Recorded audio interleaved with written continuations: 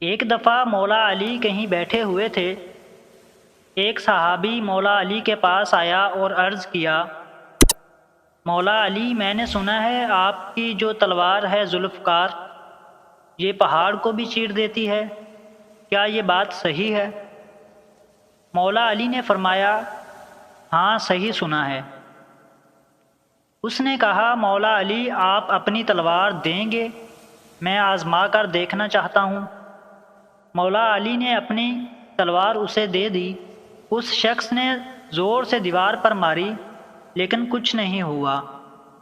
تو اس نے مولا علی سے کہا کہ آپ تو کہہ رہے تھے کہ پہاڑ توڑ دیتی ہے لیکن دیوار تو نہیں ٹوٹی۔ مولا علی نے مسکراتے ہوئے فرمایا، میں نے تمہیں اپنی تلوار دی ہے، اپنا ہاتھ نہیں۔